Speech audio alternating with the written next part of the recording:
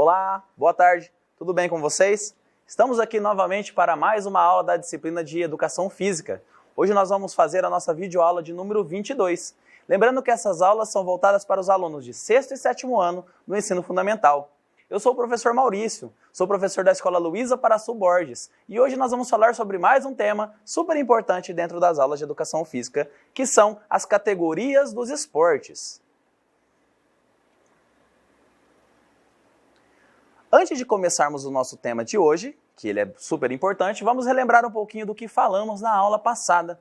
Na última aula nós falamos um pouquinho sobre o que era o ciclismo e falamos mais especificamente do que era o ciclismo de competição, o ciclismo competitivo. Conversamos também sobre quais as categorias que existem dentro do ciclismo, os conceitos e algumas provas dentro dessa competição usando as bicicletas. Então, o nosso tema da aula de hoje, lembrando novamente, as categorias de esporte. Nós vamos falar hoje sobre alguns tipos de esporte, diferenciação entre eles. Então, nós vamos conhecer o que são os esportes de marca, os esportes de precisão, os esportes de rede, os esportes de invasão, os esportes técnicos e combinatórios e alguns esportes de combate. Para começarmos, vamos falar primeiro sobre os esportes de marca. Então, o que são os esportes de marca? São aqueles esportes que comparam resultados registrados. Então, esses resultados eles podem ser tanto por tempo, no caso segundos ou minutos, por metros, no caso de saltos, no caso de marcas, ou ainda por peso, aquele que consegue levantar mais peso no caso do levantamento de peso.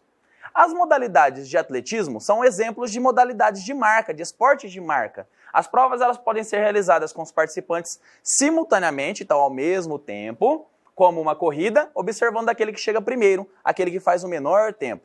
Ou individualmente, comparando, por exemplo, a marca. Então um atleta faz, depois o outro faz, aquele que tiver a melhor marca é o vencedor. Como no caso do salto em distância, por exemplo. Então nos próximos slides agora nós vamos abordar alguns esportes de marca. Nós vamos ver alguns que nós já conhecemos e alguns que nós jamais imaginaríamos que fossem esportes considerados de marca. Então aqui primeiro nós temos um que nós falamos na última aula, que é o ciclismo. Por que o ciclismo então é considerado um esporte de marca? Porque nós temos algumas provas onde são medidos tempo, e o vencedor é aquele que tem o menor tempo feito durante aquele percurso de prova. Então por isso que o ciclismo é considerado um esporte de marca, feito em cima de tempo, em cima de cronometração. Outro esporte também muito famoso pelas suas marcas, principalmente na parte das corridas, é o atletismo, que ele é feito também tanto na parte de tempo, como aqui é o caso da corrida, como também na parte de metragem, como são os casos dos arremessos e lançamentos. Aqui outro esporte também muito famoso pela questão de cronometração, de marcação de tempo, é a natação, que é um esporte onde os atletas eles saem simultaneamente e vence aquele que atingir aquela marca, aquela distância, em menor tempo possível. Então vence a prova aquele que conseguir o menor tempo dentro daquele espaço de percurso pré-determinado. Outro esporte de marca também, e esse já não é tão conhecido aqui para nós, como praticantes, mas nós vemos quando tem alguns tipos de jogos que passam na televisão, como por exemplo os Jogos Pan-Americanos e Jogos Olímpicos, que é o remo. Então o remo também é um esporte onde nós fazemos a marcação de tempo e vence aquela equipe ou aquele atleta ou aquela dupla que consegue realizar o percurso no menor tempo possível. Outro esporte também considerado como esporte de marca é o levantamento de peso, onde o atleta faz a junção de vários tipos de levantamento e ele consegue vencer aquele que levanta mais peso somado. Então por isso que ele é considerado também um esporte de marca, que é considerado um esporte onde faz medições. Agora nós vamos para um outro tipo de esporte, que é o chamado esporte de precisão. Então algo que envolve precisão é algo que tem que ser mais direto, que tem que ser mais preciso. Então são caracterizados são esportes que são de precisão. O arremesso ou lançamento de algum objeto com o objetivo de acertar esse objeto ou alvo ou aproximá-lo de um lugar específico, estático ou em movimento.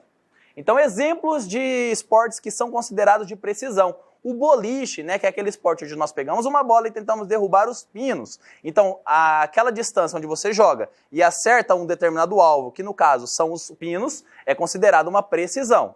Além disso, a bocha, que é um esporte muito conhecido assim no interior, onde as pessoas elas também arremessam uma bolinha e tem que acertar próximo a um alvo. O arco e a flecha, que o próprio nome já diz, você tem que acertar dentro do alvo o mais próximo possível, ou o tiro ao alvo, que são alvos já em movimento, né? Alvos que são lançados, ou alvos onde o atleta está em movimento, ele tem que acertar. Então, nos próximos slides agora, nós vamos ver alguns esportes de precisão. Vamos conhecer agora eles através das imagens. Então, um esporte também que é considerado de precisão é o golfe, onde o atleta tem um taco, uma bolinha e um buraco, onde ele tem que acertar no menor número de tacadas possíveis. Por que precisão? Porque ele precisa acertar no menor número de chances possíveis um alvo que está numa distância muito grande. Então ele tem que fazer uma tacada precisa, uma tacada para acertar determinado alvo. Então o golfe também é considerado um esporte de precisão. O tiro com arco, como nós falamos aqui, então nós vemos aqui um atleta segurando o arco e lá na frente, né, em uma determinada distância, nós temos um alvo e ela marca mais pontos quando acerta mais próximo à mosca, que é o centro do alvo. Então por isso que ele é considerado um esporte de precisão. Ela tem que mirar, ela tem que concentrar para acertar determinado alvo com a maior precisão possível. A esgrima, que ela também está dentro das lutas, mas aqui como esporte de precisão, por quê? O atleta precisa atingir o outro com as partes das espadas, dos sabres ou ainda do instrumento que ele tem que acertar o corpo do atleta. Então, acertando o corpo do atleta, isso faz com que ele tenha uma precisão. Então, essa precisão é considerada como esporte de precisão e a esgrima ela entra também nessa classificação por isso.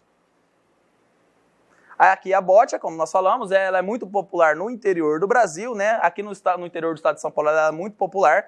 A gente tem muitos campos, né, que são considerados, são chamados de canchas de malha, onde o atleta ele tem que arremessar uma bola e ela tem que se aproximar de um determinado alvo, ou tirar uma outra bola de dentro daquele alvo. Então o vencedor é aquele que mais se aproxima daquele objetivo, no caso.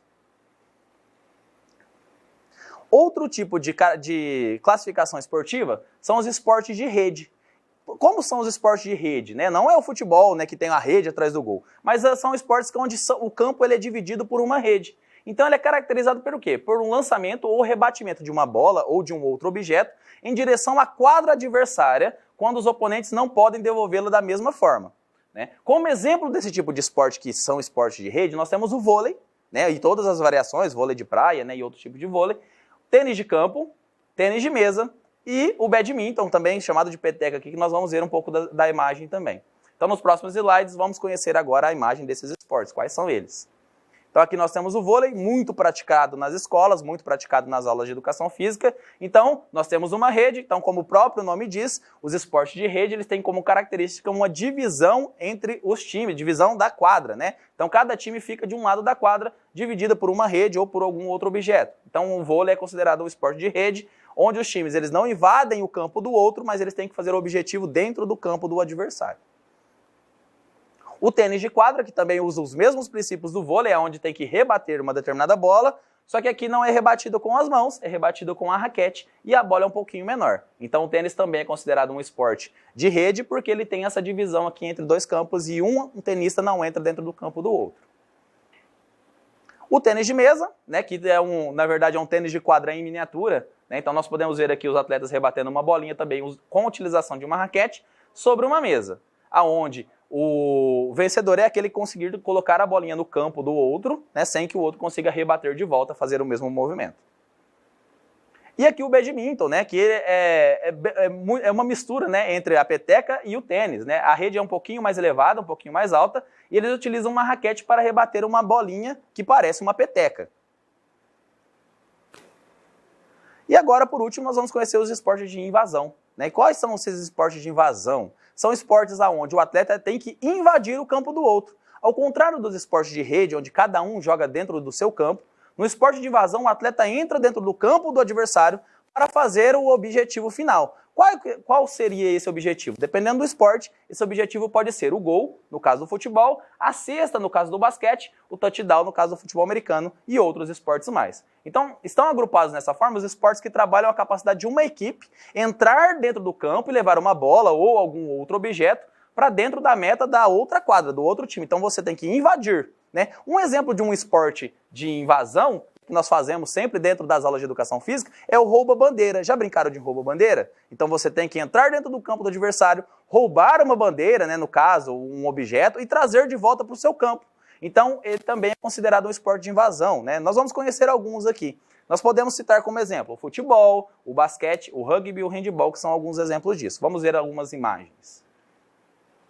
Então aqui nós temos um handebol, né, que o objetivo do handebol é arremessar uma bola dentro do gol utilizando as mãos, e para você fazer isso, você tem que entrar dentro do campo adversário. Entrando no campo adversário, você tem que jogar a bola dentro do gol do time que você está jogando contra. Por isso que ele é considerado um esporte de quê? De invasão. Você invade o campo do adversário para tentar marcar o ponto. Outro exemplo, né, e esse aqui é o esporte mais popular no nosso país, que é o futebol. Para você marcar o gol, você tem que fazer o gol aonde? No campo adversário. Então você tem que entrar com todos os jogadores, né, e tentar fazer o gol, que é jogar a bola dentro das traves, né, dentro da meta.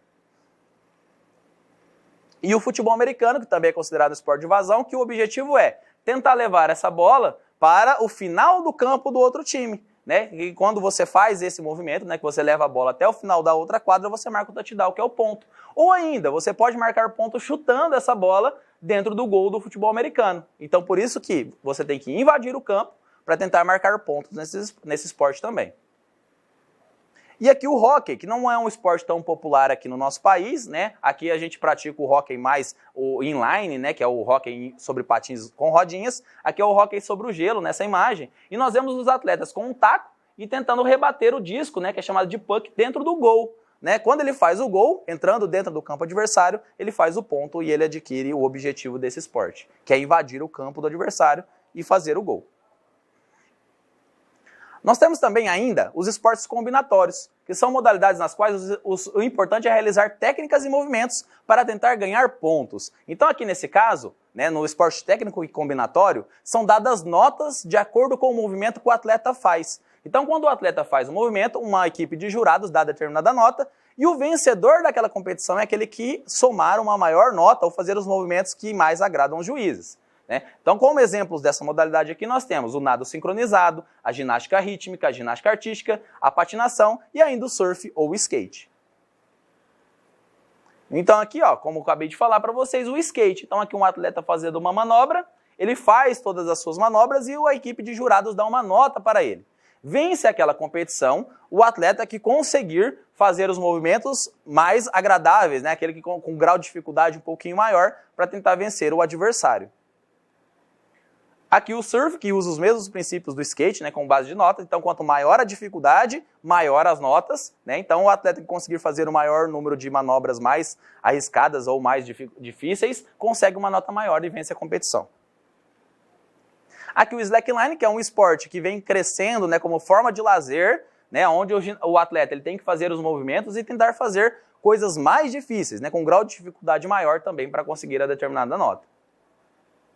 E os esportes de combate, que são também chamados esportes de luta, né? Que são aqueles que se caracterizam por oposição de força. Então vence aquele que conseguir fazer os movimentos de força maior do que o adversário. Então aqui no caso nós temos o judô, o taekwondo, o karatê, né? E aqui algumas imagens para vocês. O judô, que é um esporte de combate, um esporte de luta. O karatê. A capoeira, também considerada como dança também. O sumô, que é onde o lutador tem que jogar o adversário para fora de um determinado espaço, de uma determinada área. E, para nós terminarmos hoje, sempre aqueles recadinhos de final de aula, usem sempre máscara para sair de casa, usem álcool gel e um forte abraço para vocês e até a próxima aula.